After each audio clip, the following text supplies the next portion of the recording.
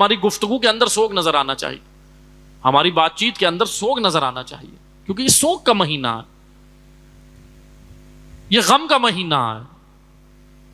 ماہ محرم احترام کا مہینہ ہے، مقدسات کے احترام کا مہینہ ہے، اہل بیت کے احترام کا مہینہ ہے، اللہ کی کتاب کے احترام کا مہینہ ہے، کتاب ناطق، اللہ کی کتاب ناطق کا احترام کا مہینہ ہے، اہل بیت کے احترام کا مہینہ ہے۔ ماہ محرم عزاداروں کے احترام کا مہینہ، ماہ محرم عزاداری کے احترام کا مہینہ، ماہ محرم مومن کی حرمت کا مہینہ ہے۔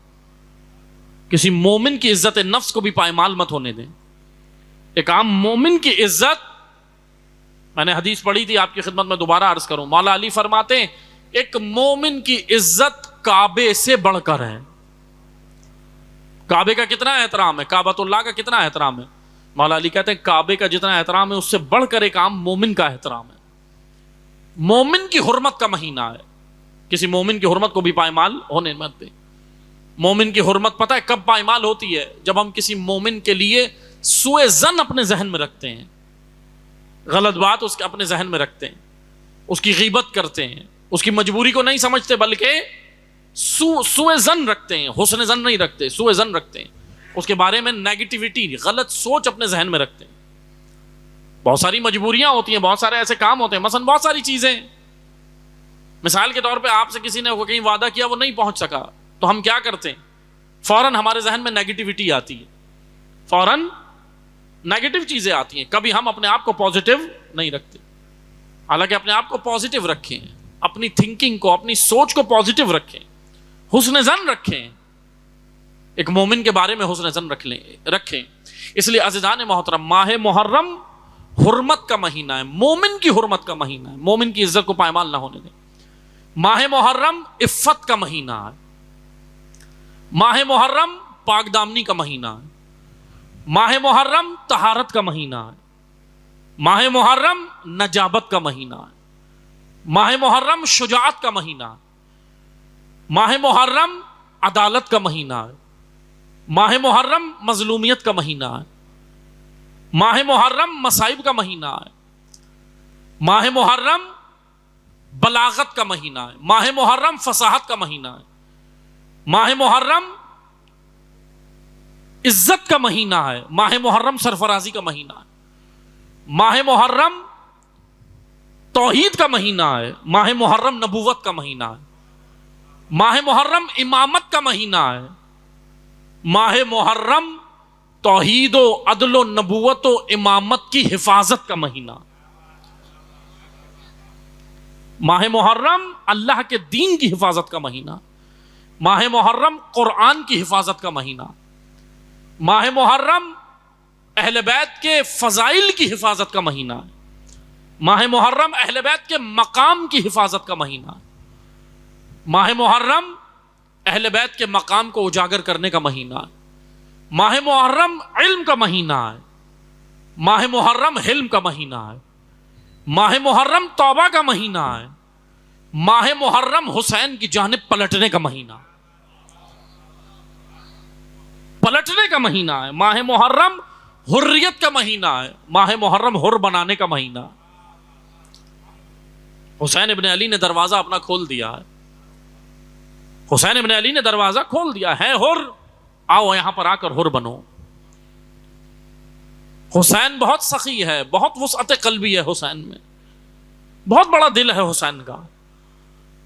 حسین نے عصر عاشور تک، اپنی شہادت سے پہلے تک قاتلوں کو بھی دعوت دی کہ آ جاؤ، میں اب بھی تمہاری جنت کا ضامن ہوں۔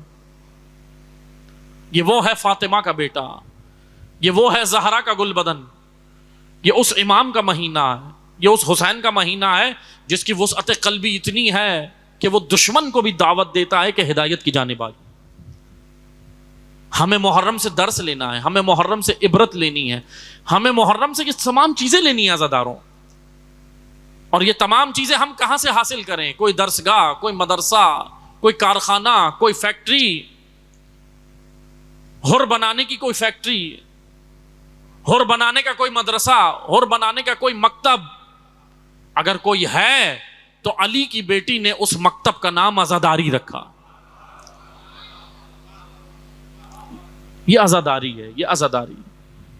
عزاداری بس توجہ سے سنیے گا.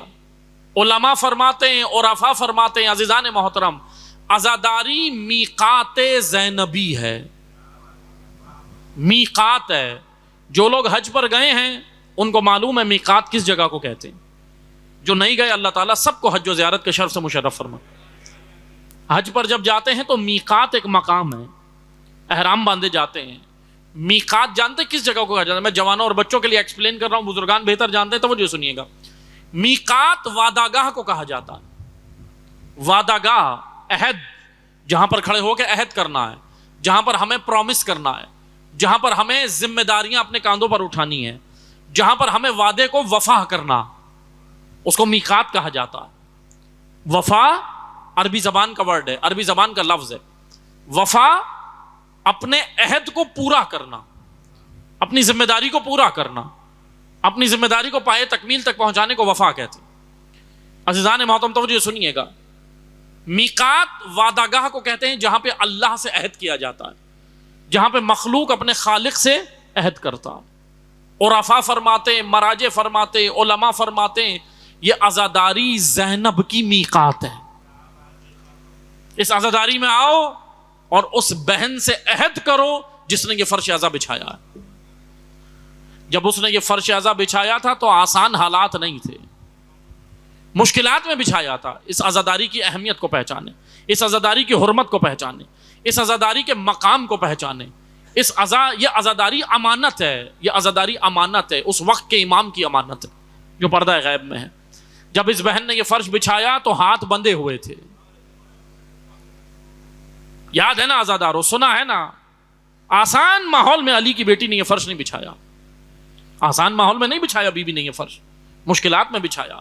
اس طرح آزادی سے جناب زینب نے عزاداری نہیں کی, مشکلات میں کی ہے, مشکلات میں کی ہے. مصائب کے جملے ہیں مگر دو جملے سن لے میں آگے بڑھوں. رونے پہ ہمارے پابندی نہیں ہے, ہم مصائب میں روتے ہیں, گریا کرتے ہیں, مگر جب ایک بچی روتی تھی تو اس کو تماچے مارے جاتے. ان مشکلات میں یہ عزاداری ہم تک پہنچی ہے, ان مشکلات میں یہ عزاداری ہم تک پہنچی ہے نا. آج ایسا تو نہیں ہے ہمارے بچے جب روتے ہیں تو کوئی تماچے تو نہیں مارتا نا آ کر, مگر اس عزا کی اہمیت کو پہچانے. میں اپنے عزیز جوانوں سے مخاطب ہوں, بزرگان بہتر جانتے ہیں کہ اے عزیز جوانوں, اس عزا کی حکمت کو پہچانو, حرمت کا خیال رکھو. عزاداری کا محرم جب حرمت کا خیال رکھے گا تو نامحرم بھی حرمت کا خیال رکھے گا. نامحرم کون ہے؟ آنے والا ہے, بہت سارے لوگ آئیں گے اس آزاد. آج ہمارے کاندھوں پر ذمہ داریاں ہیں. یہ مجلس حسین اپنے ساتھ بہت کچھ لائی ہے. عزاداری دو جملوں میں سنیے گا. عزاداری کیا ہے میں نے گزشتہ سال بیان کیا تھا, مگر تھوڑا سا تکرار کروں گا تاکہ بہت ساری چیزیں آپ کے ذہن میں واپس ریمائنڈ ہو جائیں, آپ کے ذہن میں آ جائیں. دیکھیں جناب زینب نے یہ فرش عزا بچھایا. ہر عبادت کے اندر فلسفہ موجود ہے, ہر عبادت کے اندر لاجک موجود ہے, ہر عبادت کے اندر حکمت موجود ہے. نماز کی اپنی حکمت ہے, روزے کی اپنی حکمت ہے, حج کی اپنی حکمت ہے, تمام عبادتوں کی اپنی حکمت ہے. میں ثواب کی بات نہیں کر رہا, مقصد کی بات کر رہا ہوں. ثواب ہر عبادت کا بہت ہے. مجلس عزا کا ثواب ہے, مجلس میں آنے کا ثواب ہے, مجلس کا اہتمام کرنے کا ثواب ہے, سبیلے لگانے کا ثواب ہے, عزاداروں کو نیاز کھلانے کا ثواب ہے, خدمت کرنے کا ثواب ہے, امام حسین کے نام پر کھلانے کا زیادہ ثواب ہے. ایک عام حالت میں انسانیت کے ناطے کھلانے کا ثواب اجر اپنی جگہ ہے, مگر امام صادق فرماتے ہیں حسین کے نام پر کھلانے کا ثواب اس سے زیادہ بڑھ جاتا. ثواب ہے, ثواب رکھا ہے, اجر رکھا ہے. مگر عزیزان محترم توجہ سنیے گا, اجر مقصد دین نہیں ہے, اجر انعام ہے, اجر رغبت کے لیے, اجر فائدہ ہے, اجر ملے گا. ہر ایک چھوٹے سے چھوٹے عمل کا اجر ہے, مگر مقصد دین کچھ اور ہے, مقصد عزا کچھ اور ہے. مقصد عزا عزاداروں کی تربیت ہے. بس دو جملوں میں سنیے گا, دو جملوں میں سنیے گا. اس عزاداری سے اللہ نے حسین کو کہیں نہیں پہنچانا, اس عزاداری سے عزاداروں کو حسین تک پہنچانا. ہمارے وجود کو اپ گریڈ کرنا ہے، ہمارے وجود کو اپ گریڈ کرنا ہے۔ بہت ساری آوازیں آتی ہیں نا، لوگ کہتے ہیں بھائی عزاداری نہیں ہونی چاہیے، کیوں نہیں ہونی چاہیے؟ عزاداری سے مسائل ہوتے ہیں، عزاداری سے سڑکیں بند ہو جاتی ہیں، عزاداری سے لوگ مشکلات میں آ جاتے ہیں۔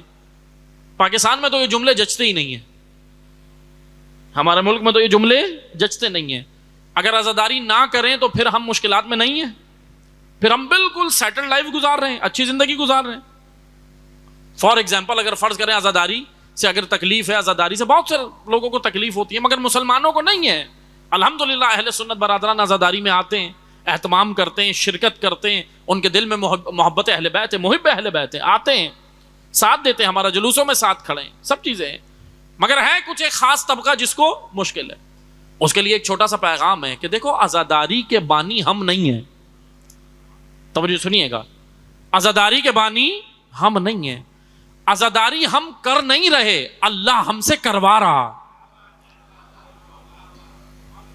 عزاداری اللہ ہم سے کروا رہا ہے، عزاداری کا بانی اللہ ہے۔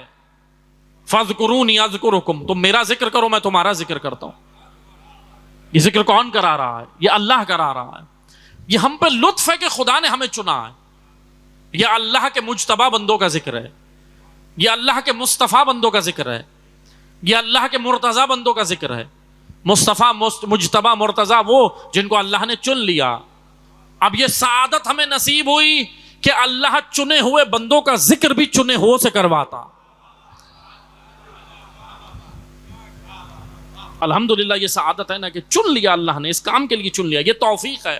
وہی جو امام زین العابدین کہہ رہے ہیں یہ توفیق ہے، توفیق مل جانا۔ اس لیے عزیزان محترم، جب مجلس عزا شروع ہو، جہاں تک میری آواز جا رہی ہے فرش عزا پر آئیں، فرش عزا کا احترام کریں۔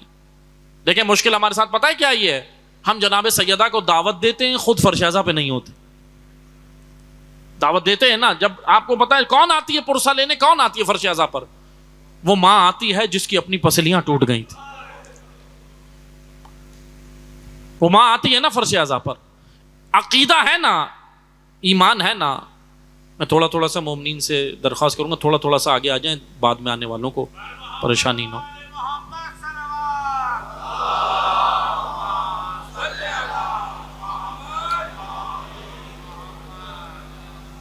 ایک بار اور درود پڑھیں، محمد والے محمد، محمد والے محمد۔ تمام عزاداران ابا عبداللہ اپنے قلوب کی آمادگی کے لیے بہترین درود پڑھیں، محمد والے محمد۔ اللہم صل علی محمد والے محمد۔ کوشش کیا کریں صف اول میں، صف اول نماز کا ثواب ہے، صف اول میں نہیں ہے، ذکر ہوا ہے نا۔ بلکہ اب کریے گا نہیں کبھی ایک دوسرے کو مارنا شروع کر دیں، لیکن اس طرح کا حکم بھی ہے کہ ذرا جلدی کرو، رغبت کرو، پہلی صف میں شمار ہو۔ ہمیں رغبت لینی چاہیے، فاستبقوا الخیرات، پہلی صف میں آئیں۔ اس لیے آگے آ کے روزانہ بیٹھیں، میں سوال نہیں کروں گا، ڈرے نہیں، میں نہیں پوچھوں گا کچھ کبھی ڈریں کہ بھئی آپ کوئی سوال نہ ہو جائے یا کچھ ہو جائے، نہیں۔ عزیزان محترم آگے آ کے بیٹھیں، عزاداروں سے گزارش جب جس کو موقع ملے، ہاں بعد میں جو آئیں، کوئی بھی شرعی عذر ہے، لیٹ ہو گئے، دیر ہو گئی، کوئی مسئلہ نہیں، آفیسز سے آ رہے ہیں، دیگر چیزیں ہیں، ورکنگ ڈے ہے، کوئی ایشو نہیں ہے۔ جو بعد میں آ رہے ہیں لیٹ، وہ پیچھے بیٹھ جائیں، لیکن اگر جگہ نہیں ہے، لیکن جو ٹائم پر آ رہے ہیں ان سے درخواست ہے کہ روزانہ آگے آئیں، پہلے اول صفوں کو مکمل کریں۔ ایک بار درود پڑھیں حضرت زہرا کی ذات پر، اللہم صل علی محمد وآل محمد۔ ثواب ہے عزیزان محترم، عزا کا ثواب ہے، عزا کی حرمت ہے، عزاداری اللہ کا وعدہ ہے، اللہ نے کہا ہے فاذکرونی اذکرکم، یہ عزاداری اللہ کروا رہا ہے۔ اس عزا کی حکمت ہے، اس عزا کی لاجک ہے، اس عزا کا مقصد ہے، اور اس عزا کا مقصد دو جملوں میں سنیے گا۔ ایک بہن نے یہ فرش بچھایا، ایک بیوی نے یہ فرش بچھایا، مگر اس کی حکمت یہ ہے کہ اس شہید امام کا، امام حسین شہید ہو گئے 14 سال پہلے شہید ہوئے، اس شہید امام کی محبت، اس کی ولایت، اس امام کی راہ، اس امام کا نظریہ، اس امام کی تہذیب، اس امام کا تمدن، اس کا تذکرہ ان مجلسوں میں کرو۔ تذکرہ شہید امام کا کرو، تیار آنے والے امام کے لیے کرو۔ یہ مقصد عزا ہے، دو جملوں میں اگر میں بیان کروں، عزاداروں کو تیار کرنا ہے، کس کے لیے؟ وہ جو آنا ہے۔ میں انشاءاللہ ان مجالس کے اندر آپ کی خدمت میں اس موضوع کو بیان کروں گا کہ قیام فاطمیہ سے قیام حسینی تک امت کا کردار کیا رہا؟ دیکھیں ایک چیز یاد رکھیے گا، میں نے گزشتہ سال بھی بیان کیا تھا کہ اسلام کے اوپر سب سے پہلا اٹیک اسلامی تعلیمات پر، اسلام کے عقائد پر، اسلامی نظریات پر، اسلامی تہذیب پر، اسلام کے تمدن پر سب سے پہلا اٹیک جو ہوا نا، وہ کیا ہوا؟ بنو امیہ نے جو سب سے پہلا اٹیک کیا. دیکھیں میں تاریخ، ہسٹری ہمارا موضوع ہے، گزشتہ سال بھی پڑھا تھا، آج اس سال بھی انشاءاللہ، اور میں گزشتہ سال بھی کہہ چکا ہوں، آج بھی آپ کی خدمت میں کہوں گا، جہاں تک میری آواز جائے، جہاں تک پیغام جائے، کہ تاریخ شیعہ سنی نہیں ہوتی. توجہ سنیے گا، تاریخ تاریخ ہے، تاریخ ہسٹری ہے. مورخین نے تاریخ جمع کی ہے، واقعات جمع کیے ہیں. یعنی جیسے آج میڈیا تاریخ جمع، میڈیا واقعات جمع کرتا ہے اور بتاتا ہے، تو مورخین نے یہ کام کیا ہے میڈیا والا کہ بھائی ہمیں فلاں خبر ملی، وہ انہوں نے جمع کی ہے، بتایا کہ یہ ہوا، یہ حادثہ ہوا، یہ واقعہ ہوا. شیعہ سنی دونوں مورخین نے تاریخ لکھی ہے، مگر تاریخ میں انہوں نے اپنا عقیدہ نہیں لکھا. توجہ سنیے گا، عقائد اور چیز ہیں، تاریخ اور چیز. عقائد کی کتابیں الگ ہیں، تاریخ کی الگ ہیں. میں تاریخ بیان بھی کروں گا اور تاریخ کے حوالے بھی دوں گا. اہل سنت مورخین نے متعدد کتابوں میں، بڑی کتابوں میں، امام المورخین جناب مسعودی نے، جو اہل سنت جن کو امام المورخین تاریخ لکھنے والوں کا امام کہتے ہیں، مسعودی نے بیان کیا. اسی طرح تاریخ طبری بڑی کتاب ہے اہل سنت کی، تمام مورخین نے لکھا. ابن ابی الحدید نے شرح نہج البلاغہ، اہل سنت مورخ ہیں، اہل سنت عالم ہیں. اسی طرح ابن اسیر نے، ابن کثیر نے، کئی تاریخ کی کتابیں موجود ہیں. انہوں نے لکھا کہ جیسے ہی پیغمبر اکرم کی آنکھ بند ہوئی، آج بس تھوڑا سا میرے ساتھ رہیے گا، میں مختصراً آج موضوع کو بیان کروں گا، باقی انشاءاللہ کل سے آپ کی خدمت میں جناب سیدہ کا خطبہ بھی پڑھنا ہے. انہی ایام میں کوشش کروں گا ان 8-9 دن کے اندر چیزیں مکمل ہو جائیں. جناب سیدہ کا خطبہ بھی ہے، امام حسین کا خطبہ بھی ہے، امام حسین کی ملاقاتیں بھی ہیں. ہم نے گزشتہ سال پڑھا تھا مکہ میں امام کی ملاقاتیں. انشاءاللہ اس سال میں آپ کی خدمت میں پڑھوں گا مکہ سے آگے کا سفر. مکہ سے جب امام نکلے ہیں، کوفہ کی جانب رخ کیا، کوفہ کی جانب رخ کیا، حضرت مسلم کی شہادت کی خبر ملی، کوفہ سے رخ موڑ لیا، اور پھر امام کربلا آتے ہیں.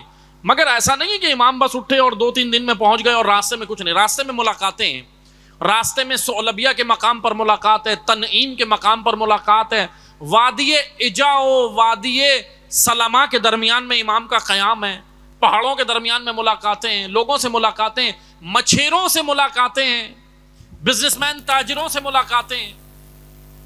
یہ تمام ملاقاتیں. سیاسی شخصیات، حکومت کی طرف سے سیاسی شخصیات سے ملاقاتیں، یمن کے رہنے والوں سے ملاقاتیں، یمن کے تاجروں سے ملاقاتیں، یمن کا قافلہ امام کو ملتا ہے. یہ ساری ملاقاتیں، امام کی گفتگو موجود ہے. امام نے کیا گفتگو کی ہے، انہوں نے ان کی کیا گفتگو ہوئی، امام نے کیا جواب دیا، اور اس سارے واقعے کے اندر ہمارے لیے کیا سبق ہے، حکمت ہے. حسین تا قیامت امام ہدایت ہے. حسین ایک زمانے کا امام نہیں ہے، حسین ایک فرقے کا امام نہیں ہے، حسین ایک صدی کا امام نہیں ہے، حسین ایک زمین و زمان و مکان کا امام نہیں ہے. حسین انسانیت کا امام ہے. حسین انسانیت نہیں، عالمین کا امام ہے. عالمین، اب میں تھوڑی سی بیان کروں گا آپ کی خدمت میں. ہم عالمین الحمدللہ رب العالمین، اللہ نے انہیں عالمین کا امام بنایا ہے. امام حسین کے معجزات موجود ہیں. جناب عبداللہ ابن جعفر طیار آتے ہیں، ان کی ملاقات ہے، وہ جناب اون محمد کو اپنی طرف سے پیش کرتے ہیں. بہت ساری ملاقاتیں ہیں، اس کے اندر حکمت موجود ہے. امام نے کیا کیا، میں کئی جگہ پڑھ چکا ہوں، آپ کی خدمت میں بھی کہہ چکا ہوں کہ پہلا عشرہ محرم کا کم از کم اسی موضوع پہ ہونا چاہیے کہ ہمیں تاریخ پتہ چلے، ہمیں پتہ چلے امام نے کیا کیا، کربلا کیوں ہوئی، کربلا میں کون لوگ امام کا ساتھ دینے آئے، کون نہیں آئے. میں 2 جملوں میں بیان کروں گا، اور انشاءاللہ اس سال آپ کی خدمت میں بصرہ بھی پڑھنا ہے. بصرہ، کوفہ ہم نے پڑھا تھا گزشتہ سال، لیکن کوفہ کے کچھ اور بھی معاملات تھے، وہ بھی کوشش کروں گا کہ بیان ہو. اور بصرہ میں امام نے اپنا سفیر بھیجا، سلیمان ابن رزین. حضرت مسلم ابن عقیل ایک سفیر ہیں، دوسرے سفیر سلیمان ابن رزین. 2 سفیر امام حسین نے 2 زمینوں پہ بھیجے ہیں، باقی کسی زمین پہ امام نے سفیر نہیں بھیجا. اس کی بنیادی وجہ، حکمت یہ تھی، لاجک یہ تھی، کوفہ کیپٹل بنایا تھا مولا علی نے. دوسرے خلیفہ حضرت عمر کے دور میں کوفہ چھاونی تھا, کینٹ تھا, لیکن جب مولا علی کا دور حکومت آیا تو مولا علی نے اسے کیپٹل بنایا تھا, دارالخلافہ. کوفہ کے اندر خالی شیعہ نہیں تھے, مختلف قسم کے افراد تھے. کوفہ ایک ملٹی کلچر شہر تھا. کراچی ملٹی کلچر شہر ہے یا نہیں ہے؟ ہر قوم یہاں پر ہے نہیں ہے, ہر زبان ہے نہیں ہے. کوفہ اسی طرح تھا, ہر قبیلہ, ہر زبان. افریقن بھی وہاں پہ موجود تھے, حبشہ کے رہنے والے. اسی طرح اور زمینوں کے روم بھی تھے, رومی بھی وہاں پر موجود تھے, روم کے رہنے والے. اہل فارس بھی وہاں پر موجود تھے. بہرحال سب کا ایک کردار ہے. بصرہ امام نے اپنا ایک سفیر بھیجا, سلیمان ابن رزین. سلیمان ابن رزین گئے ہیں, ان کے پیچھے ان کی زوجہ بھی گئی ہیں. حضرت مسلم سے پہلے حضرت سلیمان ابن رزین کی شہادت ہوئی ہے. کربلا کی راہ کا پہلا شہید سلیمان ابن رزین ہے. بلکہ دو جملوں میں سنیے گا, نہیں, راہ کربلا کا پہلا شہید سلیمان ابن رزین بھی نہیں ہے. راہ کربلا کا پہلا شہید, شہید نہیں شہیدہ, راہ کربلا کی پہلی شہیدہ جناب سلیمان ابن رزین کی زوجہ جناب سلمہ, جو بصرہ کے اندر شہید ہوئی ہیں. عبید اللہ ابن زیاد کے کارندوں نے انہیں کاندھے پہ گرز مار کے شہید کیا تھا. کربلا کی راہ کی پہلی شہیدہ, اور اتنی پاکیزہ عورت ہے کہ ہمارا سلام ہے اس پر. میں بیان کروں گا جہاں تک میری آواز جا رہی ہے, میری مائیں بہنیں سن رہی ہیں, جہاں تک ان تک پیغام جائیں کہ دیکھیں خواتین کا کردار اتنا اہم ہے ہر زمانے میں, ہر معاشرے میں, آج بھی 1400 سال پہلے بھی. میں دو جملوں میں بتاؤں عورت کا کردار کتنا اہم ہے. میں اس کی وضاحت کروں گا ان 8-10 دن میں انشاءاللہ. دو جملوں میں سنیے گا. ایک عورت کا کردار معاشرے کے اندر اتنا اہم ہے کہ یہی عورت اپنے مرد کو ناصر حسین بھی بنا دیتی ہے, قاتل حسین بھی بنا دیتی. یہ تاریخ ہے, کوفہ کی بھی تاریخ ہے, بصرہ کی بھی تاریخ ہے. امام نے بصرہ بھیجا اپنا نمائندہ. میں انشاءاللہ ڈیٹیل سے بصرہ پڑھوں گا کہ بصرہ والوں کی نفسیات کیا تھی, بصرہ والوں کی سائیکالوجی کیا تھی, کیا کر رہے تھے. 6 بڑے سرداروں کو امام حسین نے خط لکھا بصرہ کے, 6 بڑے سرداروں کو. بڑے سردار تو تیار نہیں ہوتے, ایک کھجوروں کی تاجر عورت تیار ہو جاتی.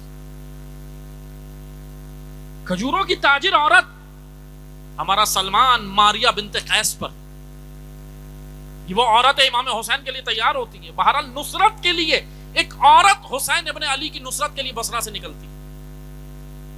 بصرہ کے مرکزی دروازے پر, شہر کے مرکزی دروازے ہوتے تھے جیسے ٹول ناکا ہوتا ہے نا, کراچی سے باہر نکلتے آتے, ایسے مرکزی دروازے ہوتے تھے شہر کے. عبید اللہ کے کارندے ان کو وہاں پہ شہید کر دیتے. بصرہ کے دروازے کے اوپر شہادتیں ہیں. کئی افراد نکل کر نصرت حسین کو آئے, مگر دو جملوں میں سنیں گے. دیکھیں یہ پیغام ہے, بہت خوبصورت پیغام ہے عزاداروں کے لیے, بہت خوبصورت پیغام ہے. آج ہم کیا سمجھتے ہیں, بھائی لینڈ کروزر سے اترنے والا مومن ہے, اس کو پروٹوکول دیتے ہیں, اس کو آگے بٹھاتے ہیں مجلس میں, اس کو اسٹیج پر لاتے ہیں, سب کچھ کرتے ہیں. مگر ایک تن دست مومن, ایک پیدل چلنے والا, معذرت کے ساتھ وہ مومن نہیں ہے. آئے میں آپ کو بتاتا ہوں. کربلا یہ تفریق مٹانے کے لیے, کربلا نے یہ تفریق مٹا دی, حسین ابن علی نے یہ تفریق مٹا دی. شہدائے کربلا جتنے بھی ہیں نا, سب کے نام اٹھا کر دیکھیں, سب کے شجرے اٹھا کر دیکھیں, سب کے شجرے اٹھائیں, نام اٹھائیں, ہسٹری میں جا کر دیکھیں. عزیزان محترم, شہدائے کربلا میں سوائے چند ایک, جناب حبیب ابن مظاہر, جناب زہیر ابن قین, اور چند ایک شہدائے کربلا میں ملتے ہیں ہمیں جو کوئی بڑا اسٹیٹس رکھتے تھے اپنے قبیلوں کے اندر, مثلا سردار تھے یا قبیلوں کے اندر, معاشرے کے اندر اثر و رسوخ والی شخصیت. ورنہ جتنے بھی شہدائے کربلا میں امام حسین کے ساتھ آ کر شہید ہوئے ہیں, ناصران حسین, ان میں کوئی بھی بڑی شخصیت نظر نہیں آتی. جتنی بھی بڑی شخصیات, سیلیبریٹیز, بڑی شخصیات, بصرہ کی, کوفہ کی, مدائن کی, حجاز کی, یمن کی, مدینہ کی, مکہ کی, طائف کی, جتنی بڑی شخصیات تھیں عزیزان محترم, جتنی بڑی شخصیات تھیں, ایک بھی کربلا نہیں آئی. یہ عبرت ہے, کربلا ایک عبرت ہے, تاریخ ایک عبرت ہے. ایک بھی کربلا نہیں آئی. جتنے بھی آپ کو نام ملیں گے, میں آپ کو بتاؤں, میں ان کے نام اور کردار آپ کی خدمت میں بیان کروں گا انشاءاللہ مجالس میں. توجہ سنیے گا. بصرہ سے جانتے کون امام کی نصرت کے لیے آئے؟ کون آئے؟ اس زمانے کے مچھیرے. ہمارے معاشرے میں مچھیرے کا کیا مقام ہے؟ ایک عام مزدور کا کیا مقام ہے؟ مستری کا کیا مقام ہے؟ ایک عام فروٹ لگانے والے کا کیا مقام ہے؟ ایک محنتی مزدور کا کیا مقام ہے؟ کچھ بھی نہیں. لیبر ڈے تو مناتے ہیں مگر اس میں بھی اس کا کوئی فائدہ تو نہیں ہے. یہ تو یورپ کے کہنے پہ منا لیتے ہیں. اس لیے جانے وہ کیا مقام. آئیں آ کر دیکھیں کربلا ہیومن رائٹس کی علمبردار ہے. ہیومن رائٹس کے علمبردار یہ نہیں ہے جن کے پیچھے ہم بھاگ رہے ہیں آج. جب عبید اللہ ابن زیاد نے امام حسین کو شہید کروا دیا تو تاریخ ہے بعد میں یزید سے لڑ گیا. یزید کو گالیاں دیتا تھا اور کہتا تھا کہ تو نے میرے ہاتھ سے یہ کروا دیا. ہوتا ہے یہ. شیطان آپس میں مخلص نہیں ہوتے, ظالم آپس میں مخلص نہیں ہوتے. ہیومن رائٹس کا علمبردار حسین ابن علی. آئے میں آپ کو بتاتا ہوں کیسے. سنیں, انسانیت, امام حسین نے فرق مٹا دیا. اس عزاداری نے فرق مٹانا ہے, تفریق مٹانی ہے. بڑے بڑے خاندان, بڑے بڑے شجرے, بڑی بڑی سیلیبریٹیز امام حسین کا ساتھ دینے نہیں آئی. اس زمانے کے گم شدہ لوگ, معروف لوگ, عزیزان محترم آج کی زبان میں سنیں, معروف لوگ, مشہور و معروف لوگ, بین الاقوامی شہرت یافتہ لوگ امام کے ساتھ, معذرت کے ساتھ جملہ سخت لگے تو لیکن سمجھا رہا ہوں, بین الاقوامی شہرت یافتہ لوگ امام حسین کے ساتھ نہیں آئے. گم شدہ آئے. حسین نے گم شدہ کو علیہ السلام بنا دیا.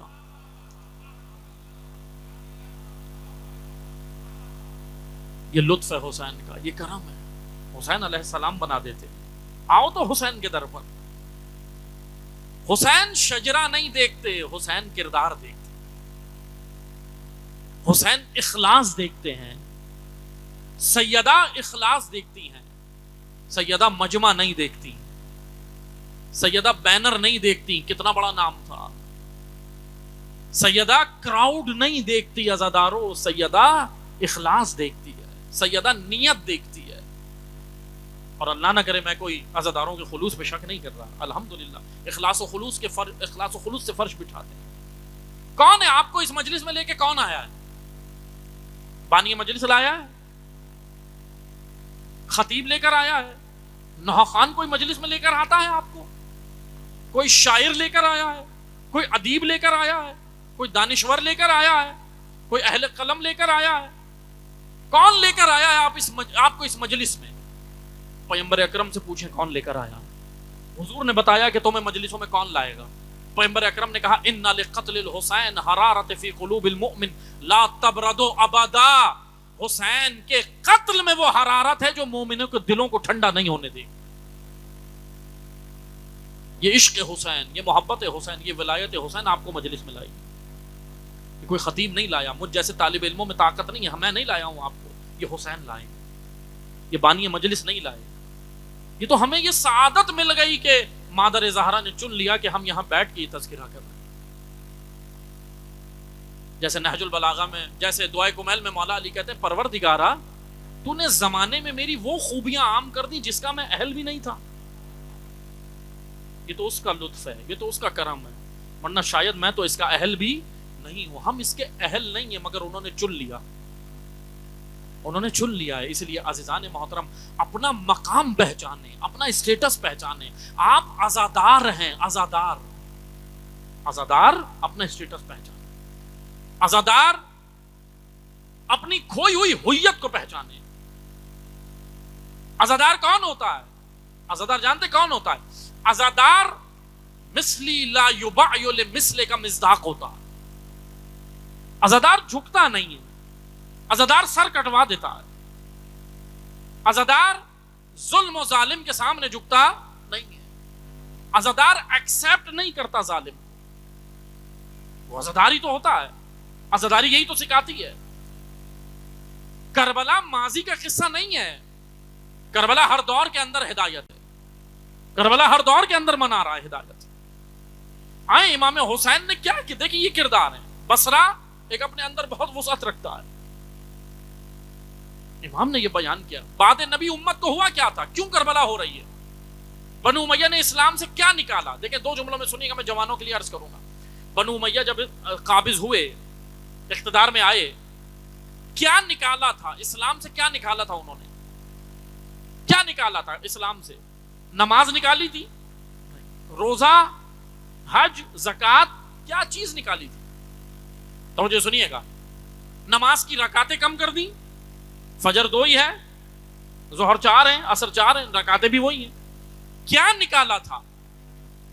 ان عبادتوں سے بنو امیہ نے روح عبادت نکالی تھی. جب بدن سے روح نکل جائے تو عبادت مردہ ہو جاتی. یہ بدن سے روح نکل جائے تو بدن مردہ ہے. اب یہ ہاتھ کچھ نہیں کر سکتے، اب یہ آنکھ کچھ نہیں کر سکتی، اب یہ ناک کچھ نہیں کر سکتی، اب یہ بدن کچھ نہیں کر سکتا.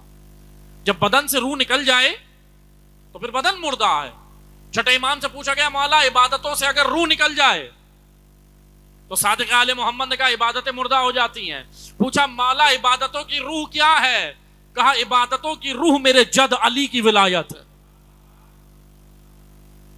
عبادتوں کی روح ولایت ہے. ولایت نکالی بنو امیہ نے. ولایت میں ایکسپلین کروں گا بھائی ولایت کیا ہے. اب آپ کہہ سکتے ہیں بھائی ولایت، ہاں ولایت نکالی. امام حسین کربلا ولایت کے لیے گئے، صحیح بات ہے. یہ کوئی لڑنے کی بات تھوڑی ہے. ایشوز بنا لیتے ہم، نہیں بھائی امام حسین نے کہا تھا امر بالمعروف و نہی عن المنکر کے لیے، دوسرا گروہ کہہ رہا ہے نہیں بھائی مقصد کربلا علی ولی اللہ. نہیں، لڑنے کی بات ہی نہیں ہے. صحیح ہے، اصل مقصد ولایت ہی ہے. ولایت کے لیے گئے تھے امام. لیکن ذرا توجہ سنیں، امر بالمعروف و نہی عن المنکر، نیکی کی ہدایت کرنا، برائی سے روکنا. نیکی کون ہے؟ خیر کون ہے؟ توجہ ہے آپ کی؟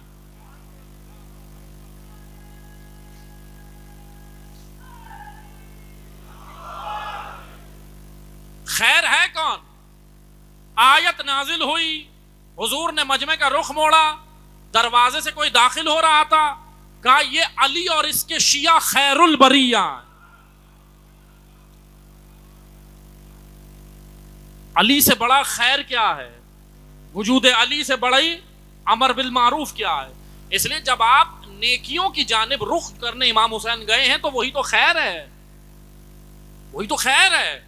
اس لیے جب آپ کسی کو اچھی بات بتائیں تو سمجھیں کہ ایک عزادار کا رخ آپ علی کی جانب کر رہے ہیں. ہم نے رخ اپنا موڑ لیا ہے. فَأَقِمْ وَجْهَكَ لِلدِّينِ حَنِيفًا، آؤ اپنے رخ کو دین حنیف کی جانب موڑو. اللہ کہہ رہا ہے قرآن میں سورہ روم کے اندر، آؤ اپنے رخ کو موڑو. کہاں رخ موڑنا ہے بھائی؟ کربلا کا مقصد کیا ہے؟ کربلا کا مقصد ہے ہی ولایت، ہے ہی غدیر. اگر غدیر سے امت دور نہیں ہوتی تو کربلا نہیں ہوتی. غدیر ہی چھوڑی تھی نا. حضرت سیدہ نے قیام کیا فدق کے لیے؟ نہیں، فدق بی بی کا حق تھا، ہے اور تا قیامت رہے گا. فدق پہ کوئی کمپرومائز نہیں ہے. مگر جناب سیدہ کا اصل مقصد، بیس، بنیاد، اساس ولایت تھی. لوگوں نے علی کو چھوڑا تھا، لوگوں نے علی سے رخ موڑ لیا تھا، لوگوں نے ولایت چھوڑی تھی، لوگوں نے مقام ولایت چھوڑ دیا تھا. حضرت سیدہ رخ موڑنے گئی ہیں. منحرف لوگوں کا رخ، منحرف ولایت سے دور لوگوں کا رخ ولایت کی جانب موڑنے کو عاشورہ کہتے ہیں. عاشورہ یہی ہے کہ ولایت کی جانب موڑو. عاشورہ ولایت کی جانب موڑنے کے لیے ہے. میں نے 4 چیزیں بیان کی تھی گزشتہ سال، آپ کو یاد ہوگی. 4 چیزیں، ستون، پلر، جیسے کہ امام بارگاہ کے پلر کھڑے ہیں، اسی طرح ہمارے عقائد، ہماری بنیاد 4 پلر ہیں، 4 ستون ہیں. غدیر، قیام فاطمہ، عاشورہ، ظہور. یاد ہوں گے نا آپ لوگوں کو؟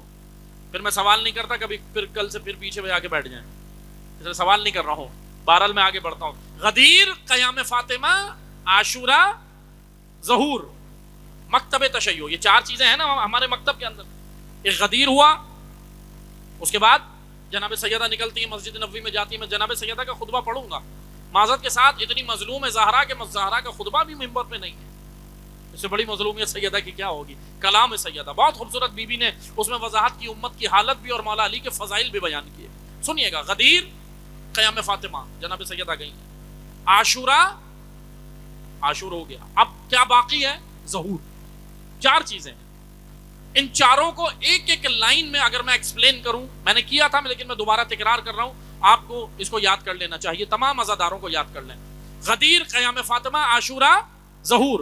غدیر اعلان ولایت، قیام فاطمہ اقدام ولایت، عاشورہ نفاذ ولایت، ظہور غلبہ ولایت.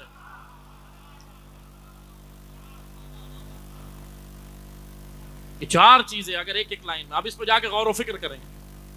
غدیر میں اعلان ہوا ہے نا ولایت کا. عزیزان محترم، کربلا کیا کریں گے امام؟ اگر کیا کریں گے؟ ولایت کو غالب کریں گے نا. ولایت یعنی حکومت. اچھا ولایت کے بھی معنی سمجھ لیں. ولایت اتھارٹی، ولایت اختیار. آپ اعتراض کرتے ہیں نا دوسروں پہ، انہوں نے مولا کا معنی کیا کیا؟ دوست. ایسا ہی ہے نا؟ مولا کا معنی دوست ہے یا نہیں؟ نہیں ہے نا. مولا یعنی سرپرست. رسول اللہ کیا کہہ رہے ہیں؟ من کن تو مولا. مولا یعنی حاکم، سرپرست. مولا یعنی جس کو اختیارات ہیں. اب توجہ سنیے گا، مولا علی کو کتنے اختیارات تھے امت پہ؟ حضور نے کہا جتنے اختیارات مجھے ہیں. من کن تو مولا، یہ کہہ رہے ہیں نا من کن تو، سب نے سنی حدیث. کہا کہ میں جس کا مولا ہوں. امیر المومنین کو اتنے اختیارات ہیں، بات ہے نبی. حضور نے کہا میرے بعد یہ علی مولا ہے. اختیارات، ولایت اتھارٹی، ولایت اختیارات، ولایت حق تصرف جو اللہ نے ان کو ہمارے وجود پہ دیا، ہمارے کاموں کے اوپر دیا. اب سنیے گا، توجہ سنیے گا عزیزان محترم. ولایت کہاں رکھنی ہے؟ مولانا صاحب دل میں رکھوں، زبان پہ رکھوں، مدرسے میں رکھوں، لائبریری میں رکھوں، مسجد میں رکھوں، امام بارگاہ میں رکھوں، خانقاہ میں رکھوں؟ ولایت کہاں رکھوں؟ عزیزان محترم، ولایت کہیں رکھنے کی چیز نہیں ہے، ولایت نافذ کرنے کی چیز ہے.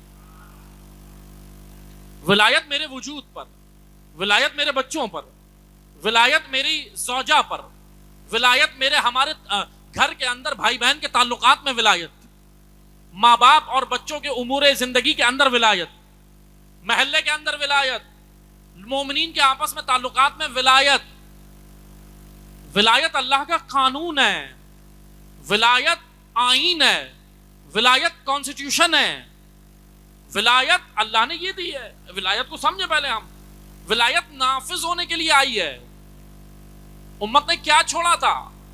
کیا چھوڑا تھا بعد نبی؟ ولایت. امیر المومنین کو مولا کیا بنایا تھا؟ مولا.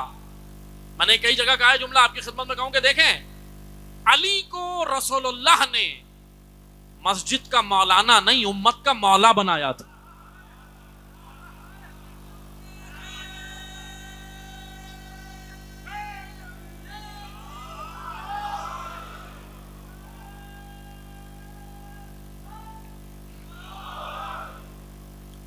معذرت کے ساتھ مولانا کو بھی، اب میں مولانا کو وہ نہیں کر رہا کریٹیسائز، مسجد کے مولانا کے بھی اختیارات ہیں. مسجد چلانے کا امام کون ہے؟ مولانا، امام جماعت. اس کو مسجد چلانی ہے، لیکن بیچارے کو اس کو بھی اختیارات نہیں ملتے، ٹرسٹ اور انجمنیں چلاتی.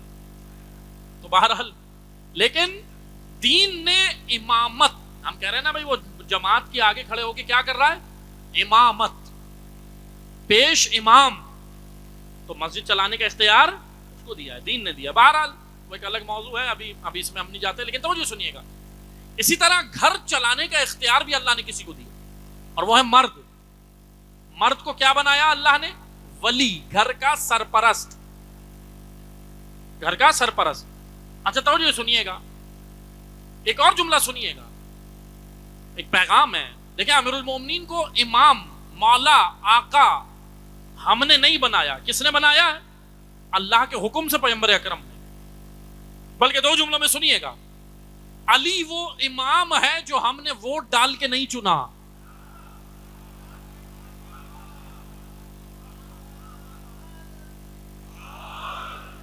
علی کو ہم نے نہیں چنا، ووٹ ڈال کے نہیں چنا. اللہ نے ہمیں چننے کا اختیار نہیں دیا، ماننے کا دیا. اسلامی تعلیمات میں، پیغمبر اکرم کے اصولوں میں امام چنا نہیں جاتا، منصوب من اللہ ہوتا ہے، قبول کیا جاتا ہے. اسلام ہے، اسلام کی ذرا تعلیمات کو سمجھیے گا، مگر توجہ سنیں، اب نہیں معلوم پیمبر کے بعد ثقیفہ کہاں سے آ گیا. توجہ سنیے گا، ثقیفہ کیا تھا؟ تو دو جملوں میں سنیے گا، ثقیفہ اور غدیر میں فرق پتہ ہے کیا ہے؟ ثقیفہ عربوں کا کلچر ہے، غدیر اسلام ہے. ثقیفہ اسلام نہیں ہے، ثقیفہ میں ایک بھی معیار اسلامی اصولوں پر وہاں پر انتخاب نہیں ہوا. حضرت سیدہ نے پروٹیسٹ کیا، احتجاج کیا. کس کو چھوڑا امت نے؟ ولی کو، ولایت کو. بس عزیزان محترم، جناب سیدہ آتی ہیں، خطبہ دیتی ہیں. اب کتنے لوگ جناب زہرا کا ساتھ دیتے ہیں؟ اب وہ بہرحال میں تاریخ یہاں سے شروع کروں گا انشاءاللہ کل آپ کی خدمت میں اور آگے بیان کروں گا. مگر امت کی حالت کیا ہوئی تھی؟ امت نے اپنا رخ موڑ لیا، امت پلٹ گئی. اتنا پلٹے، واپس کس پہ پلٹے؟ جس سے پیغمبر اکرم نے انہیں نکالا تھا. میں آپ کو ایک مثال دیتا ہوں. دیکھیں، امام حسین کا میں نے ایک خطبہ پڑھا تھا گزشتہ سال بھی، اور اس سال بھی وہی سرنامہ کلام ہے. امام نے کہا، بس اس جملے کی وضاحت سن لیں اور میں باقی انشاءاللہ کل پڑھوں گا، تو وجہ سنیے گا.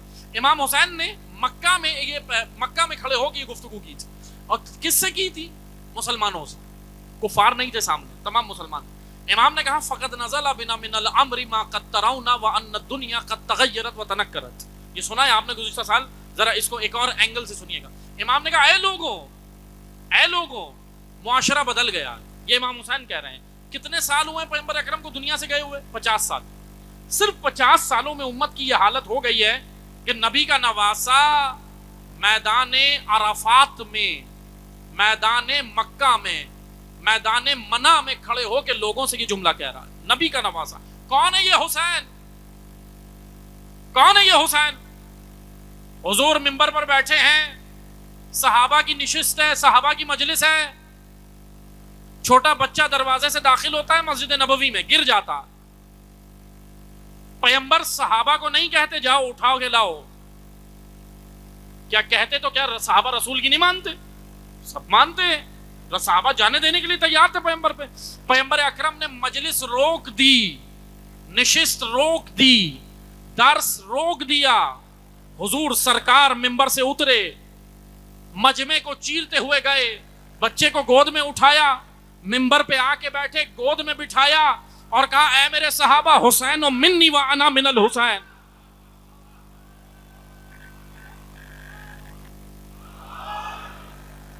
یہ حسین ہے اور میں حسین، یہ حسین مجھ سے اور میں حسین سے. اذان محترم، یہ وہ حسین خطاب کر رہا ہے. صحابہ موجود تھے، تابعین موجود تھے. تابعین نے صحابہ سے اہل بیت کے بارے میں روایتیں سنی تھی. یہ کون حسین ہے؟ یہ کون سا گھرانہ ہے؟ سنیے گا. امام حسین کو گود میں بٹھا کر، علی کو کاندھے پہ اٹھا کر، کبھی نواسوں کو کاندھے پہ اٹھا کر، کبھی امیر المومنین کو ہاتھ بلند کر کے رسول نے دکھایا، بتایا کہ دیکھو ان کا مقام، دیکھو ان کے برابر کوئی نہیں ہو سکتا. تم کتنے بھی دن منا لو، ان کے برابر.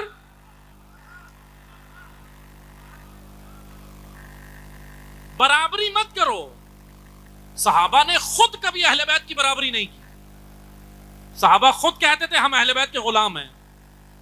جناب عبداللہ ابن عمر، مشہور واقعہ ہے، حضرت عمر کے بیٹے عبداللہ ابن عمر چھوٹے سے ہیں، امام حسن بھی چھوٹے سے ہیں. منبر پر بیٹھ گئے رسول کے. امام حسن نے کہا، اے غلام ابن غلام، میرے منبر سے اتر. یہ پیغام جہاں تک جائے سنیں، صحابہ اور اہل بیت کی شان سنیں. صحابہ نے خود کبھی اہل بیت کی برابری نہیں کی. یہ کون شاہ سے زیادہ شاہ کے وفادار، دیگ سے زیادہ چمچہ گرم.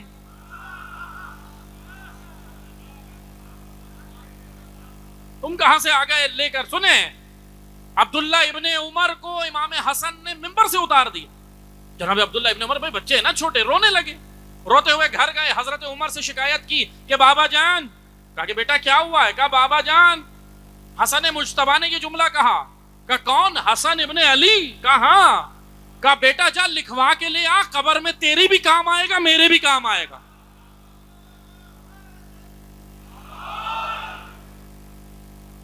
اس لیے عزیزان محترم، اہل بیت کا مقام کے برابر کوئی نہیں ہے،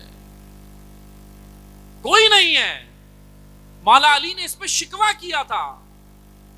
جب مجلس شورا بنا کر 4-5 آدمیوں کو لے کر آئے تھے اور کہا تھا کہ 4-5 ہوں گے، ان میں ایک علی بھی ہوگا، مولا علی نے کہا دہائی ہے دہائی، یہ جو چاروں تم لے کر آئے ہو ان میں سے ایک بھی میرے برابر شجاعت کے میدان میں نہیں تھا.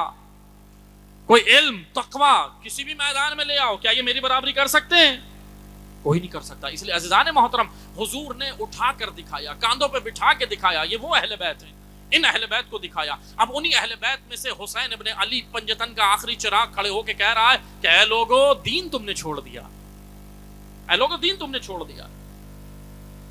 ایک مقام پر جب امام حسین جا رہے تھے مکہ سے کوفہ کی جانب، تو کوفہ کی جانب امام جب جا رہے تھے تو راستے میں ایک گروہ آیا. گروہ روایت میں ہے کہ تقریباً 20-25 آدمیوں کا یہ گروپ تھا. یہ امام سے ملاقات کے لیے آیا، کسی کام سے جا رہا تھا.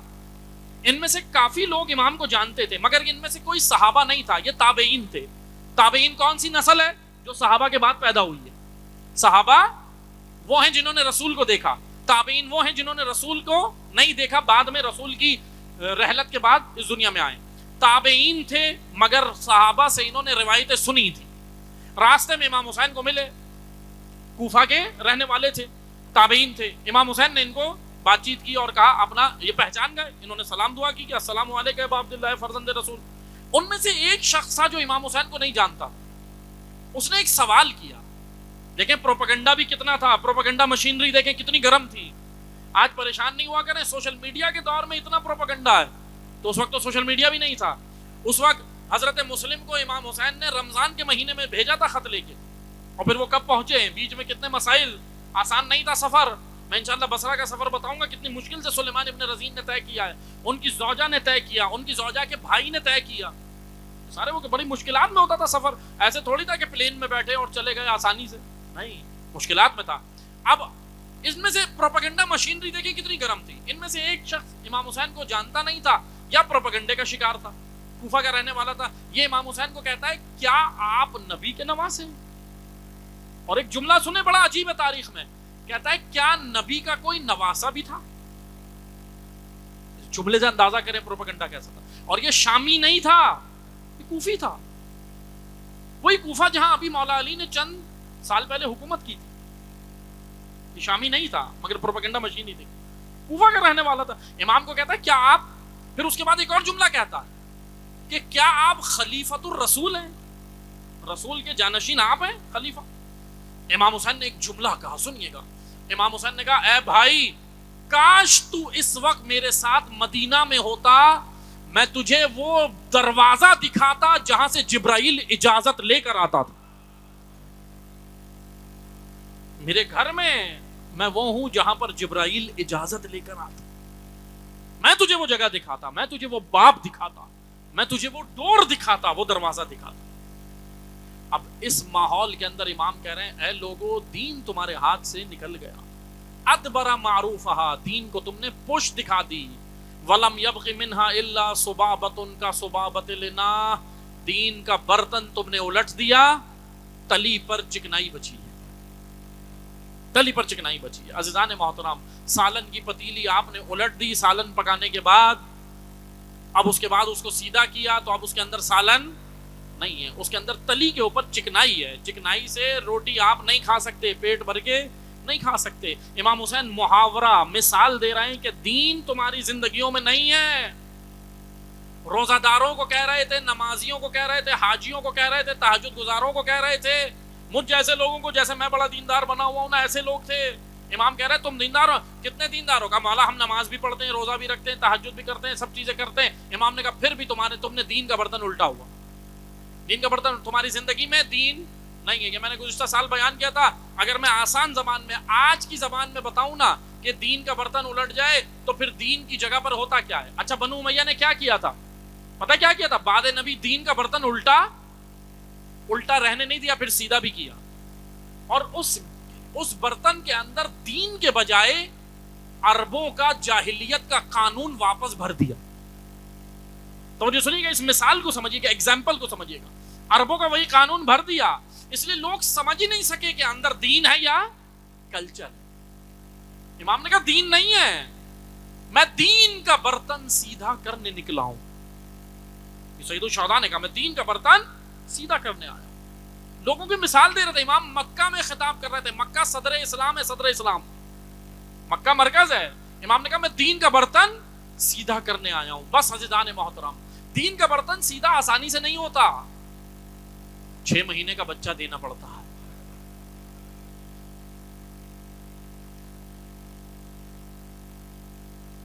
دین کا برتن سیدھا کرنا آسان تو نہیں ہے. دین کا برتن سیدھا کرنے کے لیے عباس جیسے بھائی کے بازو جاتے ہیں, کیونکہ اتنی بڑی قربانی کی ضرورت تھی معاشرے کو. اگر نہیں دیتے امام قربانی تو آج ہم بھی دین نہیں سمجھ سکتے تھے. دین کا برتن سیدھا کرنے کے لیے کڑیل جوان کے کلیجے میں برچھی لگتی ہے. آپ کی آوازیں بلند ہوئی, سیدہ زہرا آپ کا پرسہ قبول کر.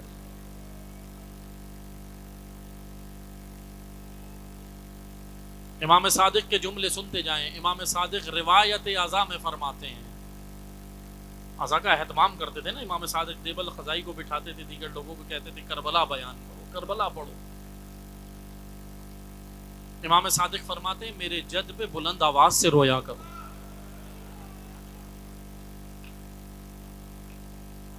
عزادارو, میں نے بیان کیا تھا آپ پہ رونے پہ پابندی تو نہیں ہے نا کسی پہ. الحمدللہ ہم اچھے ماحول میں عزاداری کر رہے ہیں نا. اللہ تعالیٰ پاکستان کو استحکام عطا فرمائے, ہماری مملکت کو قائم و دائم رکھے. ہم اچھے ماحول میں عزاداری کر رہے ہیں الحمدللہ.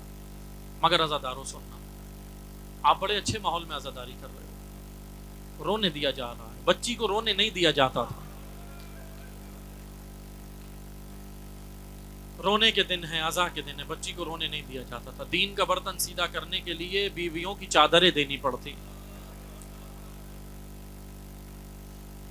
آسان نہیں ہے دین کا برتن سیدھا, مگر کیا حسین ابن علی نے, کیا سب کچھ کیا. وعدہ کیا سید الشہداء نے. آئیں آ کر سنیں, ایک روایت سنیں بس, باقی میں انشاءاللہ کل پڑھوں گا. مگر گریہ ایسے کریں جیسے جناب زہرا چاہتے. سیدہ کا دل آپ سے راضی ہو, امام زمانہ آپ سے راضی ہوں. اے عزادارو سننا, بڑا اجر ہے رونے کا حسین پہ, بہت اجر ہے, بہت اجر بیان ہوا ہے روایات میں. بلکہ بعض عرفاء یہ فرماتے ہیں کہ اگر کسی کی دعا قبول نہ ہو رہی ہو نا, اور جس وقت آنسو بہ رہے ہوں حسین کے غم, اللہ کی بارگاہ میں ان آنسوؤں کا واسطہ دے کر دعا مانگ لینا. بعض عرفاء یہاں تک فرماتے ہیں اجرکم اللہ, اجرکم اللہ. سیدہ راضی ہو. اے اولاد والو, اللہ آپ کا سایہ آپ کے بچوں پہ سلامت رکھے. بس چند جملے سننا. 28 رجب نبی کے نواسے نے مدینہ چھوڑا, محملیں تیار ہوئیں, بڑے اہتمام سے سواری نکلی ہے حسین ابن علی کی. ایک بہن اپنے بھائی سے بہت محبت کرتی تھی. یہاں بہت سارے بھائی بیٹھے ہوں گے, اللہ ان بھائیوں کا سایہ بہنوں پہ سلامت رکھے. بڑا پاکیزہ رشتہ ہے نا بہن بھائی کا. ایک بہن آتی ہے, کہتی ہے بھیا کیا میرا بھی نام ہے کربلا جانے میں؟ یا زہرا, یا زہرا, ماتم ایسے کریں جیسے سیدہ چاہتی ہیں. ہاتھ تو نہیں بندھے ہوئے نا کسی کے, ماتم بھی کرنا, ماتم بھی کرنا. سوگو عزا کے دن ہیں, ماتم کے دن ہیں. اب ہاں عزادارو سننا, بہن کہتی ہے بھیا کیا میرا بھی نام ہے؟ کہا ہاں بہن آپ جا سکتی ہیں, مگر شرعی طور پہ اپنے شوہر سے اجازت لیں. آ گئی جناب عبداللہ کے پاس. جناب عبداللہ کی بینائی کمزور ہو چکی تھی. میں بیان کروں گا جناب عبداللہ کے بارے میں بھی باتیں ہوتی ہیں, وہ کربلا کیوں نہیں آئے تھے میں بیان کروں گا. ان کو شرعی عذر تھے, ان کی بینائی نہیں تھی, کمزور ہو گئی تھی بہت. عبداللہ ابن جعفر طیار کی بھی, اور جابر بن عبداللہ انصاری بھی, وہ بھی امام سے مکہ میں ملے مگر بینائی نہیں تھی. پھر امام نے ان کو کیا پیغام دیا وہ میں انشاءاللہ پڑھوں گا. بس عزادارو سننا, بس عزادارو سننا. جناب زینب جاتی ہیں, کہتی ہیں عبداللہ حسین مدینہ چھوڑ رہے ہیں, میرا بھیا مدینہ چھوڑ رہا ہے. اے عبداللہ آپ اجازت دیں گے تو جاؤں گی, نہیں دیتے تو نہیں جاؤں گی, مگر حسین کے بغیر مر جاؤں گی. ماتم کرنا عزادارو, بس دعا کرنا, میں پڑھوں بڑے سخت جملے, مجھے معاف کرنا. سیدہ قبول کرے. رونے کے دن ہیں, عزا کے دن ہیں. عزادارو اللہ آپ کا سایہ آپ کے بچوں پہ سلامت رکھے. بس سننا عزادارو، چند جملے سننا، ہو گئی گفتگو تمام زیادہ طویل، آج مصائب نہیں پڑھوں گا، باقی کل پڑھوں گا. ہاں عزادارو سننا، محملیں تیار ہوئیں، بنو ہاشم نے بیبیوں کی اماریوں کو تیار کیا. ایک طرف علی اکبر چل رہے ہیں، ایک طرف قاسم چل رہے ہیں، بنو ہاشم ساتھ ساتھ چل رہے ہیں. راوی کہتا ہے ایک بڑا عجیب منظر میں نے دیکھا. کہا کہ تمام جوان اپنی سواریوں پہ سوار ہو کر بیبیوں کی اماریوں کے ارد گرد تھے، مگر ایک جوان پیدل پیدل آگے چل رہا تھا. پوچھا یہ کون تھا؟ کہا یہ ام البنین کا بیٹا عباس تھا.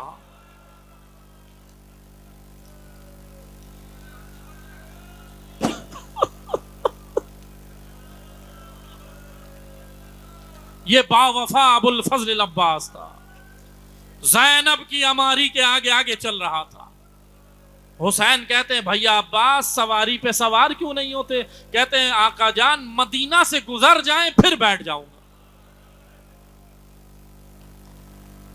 عباس کو برداشت نہیں ہے کہ زینب کے برابری کرے. نہیں، آقا ہیں آپ، مولا ہیں آپ. ادب ہے، یہ ادب ہے امامت کی بارگاہ میں. حضرت ابو الفضل عباس پر کروڑوں درود و سلام. بس آخری چند جملے سننا زدارو. اس شان سے نکلا ہے قافلہ، اس شان سے نکلا ہے.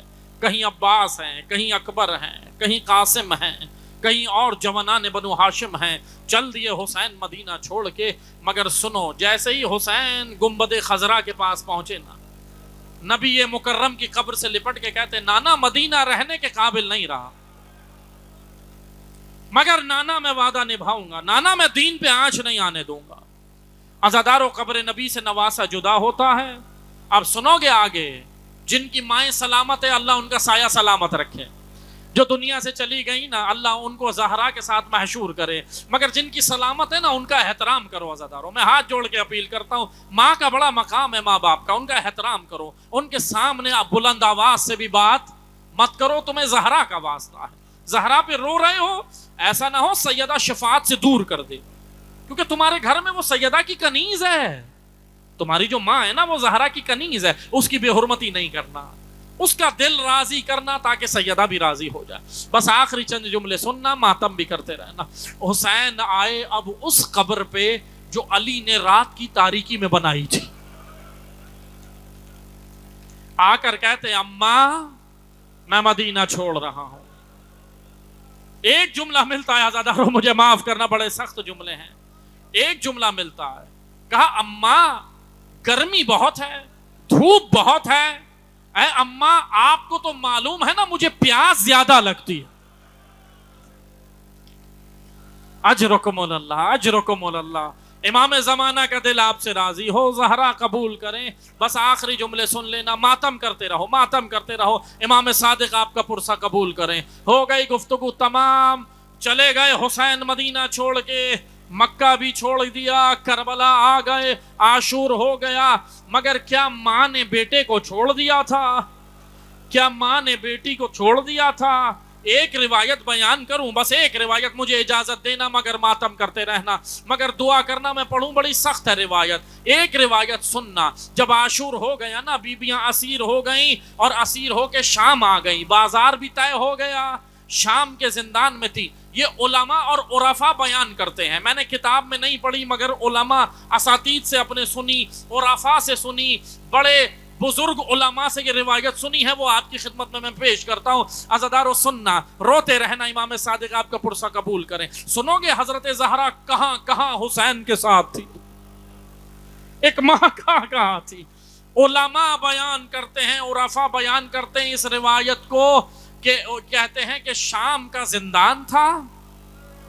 ایک دن دربان جس کے ہاتھ میں ساری کنجیاں تھی سید سجاد کے پاس آتا ہے. آخری روایت ہے، رو لینا جتنا پرسہ دے سکو، رو لینا، امام زمانہ کو پرسہ دے لینا. یہ شام کا زندان تھا. یہ دربان آتا ہے سید سجاد کے پاس، آ کر کہتا ہے سید سجاد مجھے آپ سے ایک شکایت کرنی ہے. سجاد کہتے ہیں بھائی کیا بات ہے، کیا شکایت کرنی ہے؟ کہ سید سجاد جب رات کی تاریکی ہوتی ہے نا، جب رات کی تاریکی ہوتی ہے تو یہ زندان کے پیچھے کی طرف ایک شاہراہ ہے، عمومی شاہراہ، جہاں سے لوگوں کا گزر ہوتا ہے، اس شاہراہ پہ تمہاری کوئی بیوی رات کو نکلتی ہے؟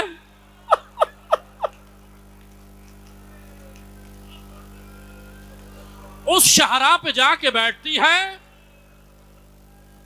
اور بلند آواز سے کہتی ہے ہائے حسین، قتیل جفا حسین۔